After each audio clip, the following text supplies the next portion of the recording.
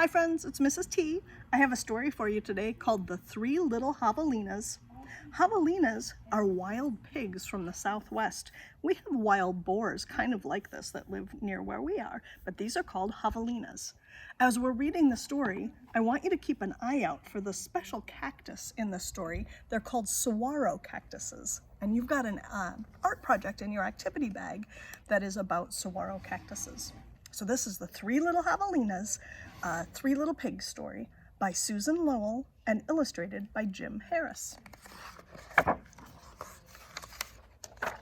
Once upon a time, way out in the desert, there were three little javelinas. Javelinas are wild, hairy, southwestern cousins of pigs. Their heads were hairy, their backs were hairy, and their bony legs, all the way down to their hard little hooves, were very hairy. But their snouts were soft and pink. One day, the three little javelinas trotted away to seek their fortunes. In this hot, dry land, the sky was almost always blue. Steep purple mountains looked down on the desert where the cactus forests grew. Soon, the little javelinas came to a spot where the path divided, and each one went a different way.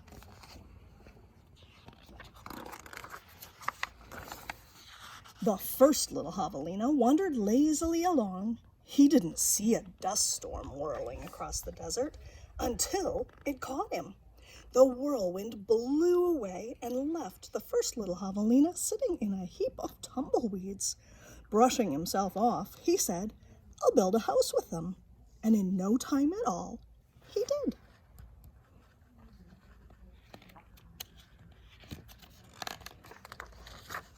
Then along came a coyote. He ran through the desert so quickly and so quietly that he was almost invisible. In fact, this was only one of Coyote's many magical tricks. He laughed when he saw the tumbleweed house and smelled the javelina inside. A tender, juicy piggy, he thought. Coyote was tired of eating mice and rabbits. He called out sweetly, little pig, let me come in." "Not by the hair of my chinny chin chin," shouted the first javelina, who had a lot of hair on his chinny chin chin.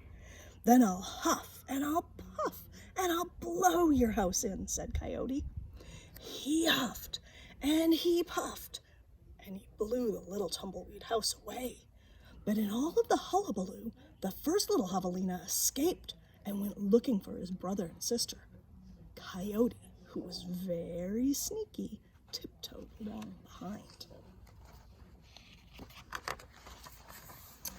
The second little javelina walked for miles among the giant cactus plants called saguaros.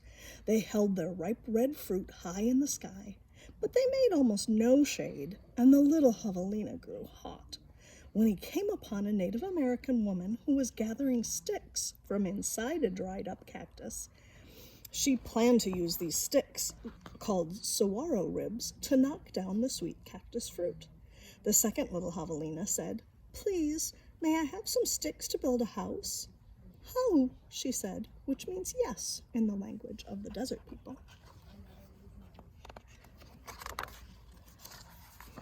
When he was finished building his house, he lay down in the shade.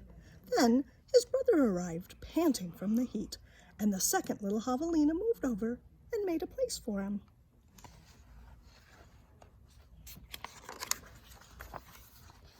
Pretty soon, Coyote found the saguaro rib house. He used his magic to make his voice sound just like another javelina's. Little pig, let me come in," he said. But the little javelinas were suspicious. The second one cried, "No, not by the hair of my chinny chin chin." "Bah," thought the Coyote, "I'm not going to eat your hair." Then Coyote smiled, showing all of his sharp teeth. "I'll huff and I'll puff and I'll blow your house in." So he huffed and he puffed, and all the saguaro ribs came tumbling down. But the two little javelinas escaped into the desert. Still not discouraged, Coyote followed. Sometimes his magic did fail, but then he usually came up with another trick. The third little javelina trotted through the beautiful palo verde trees, with green trunks and yellow flowers. She saw a snake sliding by, smooth as oil. A hawk floated round and round above her. Then she came to a place where a man was making adobe bricks from mud and straw. The bricks lay on the ground, baking in the hot sun. The third little javelina thought for a moment and then said, "May I please have a few adobes to build a house?" "Sí," answered the man, which meant yes in Spanish, the brickmaker's language. So the third little javelina built herself a solid little adobe house, cool in the summer and warm in the winter. When her brothers found her, she welcomed them in and locked the door behind them. Coyote followed on their trail.